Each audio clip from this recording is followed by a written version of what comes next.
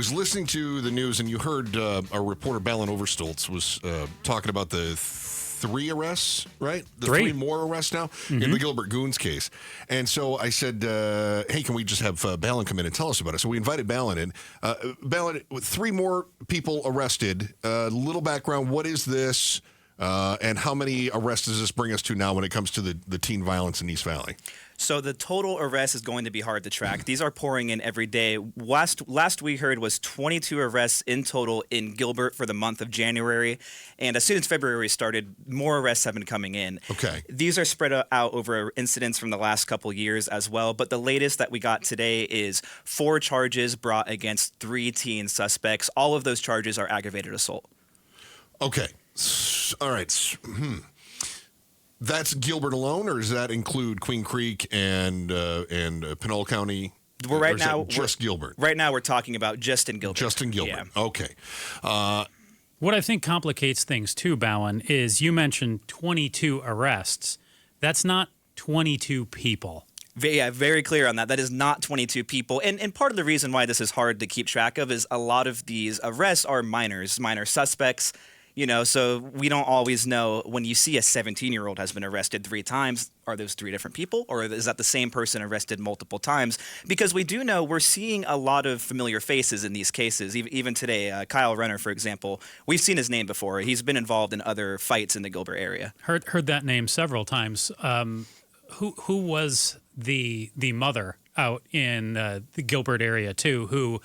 she lost control of her business. I thought she was connected to the Renner family as well. Yeah, nothing concrete has come out on that. But yeah, we have seen in the Gilbert community, there's been people who want to move forward with this because of how long police and investigation have taken.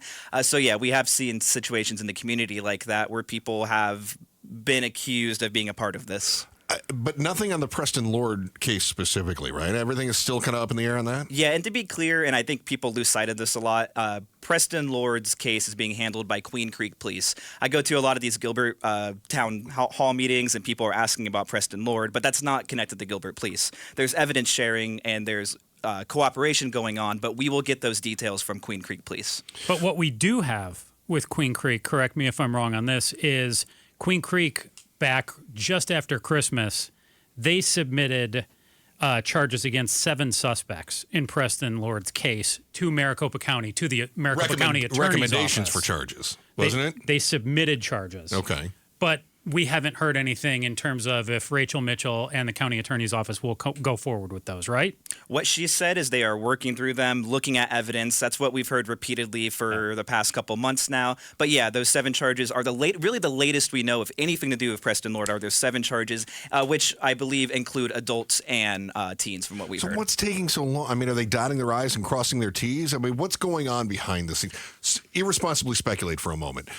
What's going on behind the scenes here that we're not seeing? There's got to be information that we're not privy to because they're not sitting on their hands. Yeah, no, we know that they're working through the evidence. They're working through these videos, but there's definitely everybody has this feeling of it's taking too long or there wasn't the communication along the way that there should have. And who knows? But it does seem like the scope of this problem wasn't quite realized by leaders or law enforcement until the community really started pushing these things forward in the media. Because now we're getting videos from last year, from 2022, of fights going back to find these suspects. Well, I think there's 2 things. Chris, you asked speculate. You don't have to speculate to know that Rachel Mitchell, the Maricopa County attorney, talked with Broomhead back in early January, and she said at that time that it was going to be a lengthy review of the police report and that the report was 1,800 pages.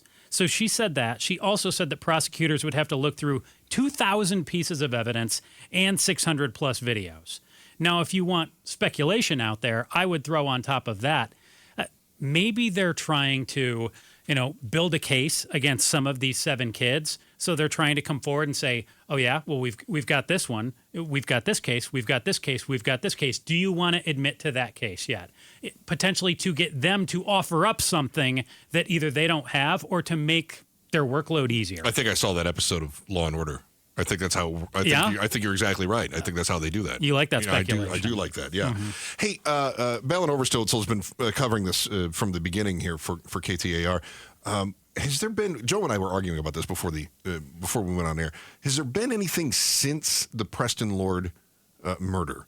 That went down. We're trying to figure out, have there been assaults since then? Or is that when, because I have this theory that they all went, uh-oh. Like, yeah, you said there haven't been any. And I said, we don't know that.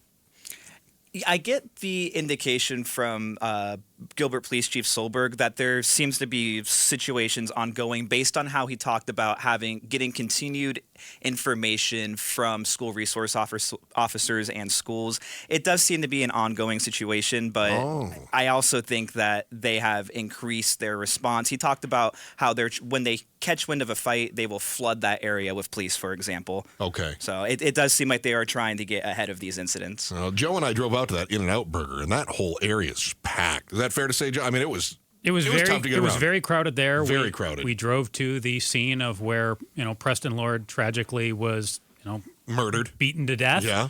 And that was a eerie scene as well, just to kind of put things together. And it was very quiet the day we were out there.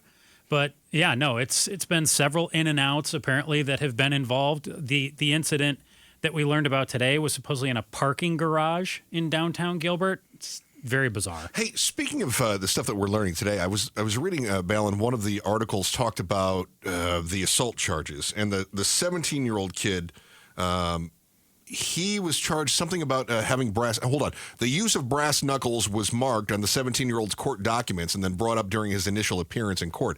So this is the guy that was using brass knuckles. There was a Connor, is it Jarnigan? Mm-hmm. That was the guy that was on KTAR a couple of weeks ago, right? Yep. The guys were interviewing him. Came in here. And he was talking about brass knuckles being used. And I think he was the one that was the victim of somebody using the brass knuckles.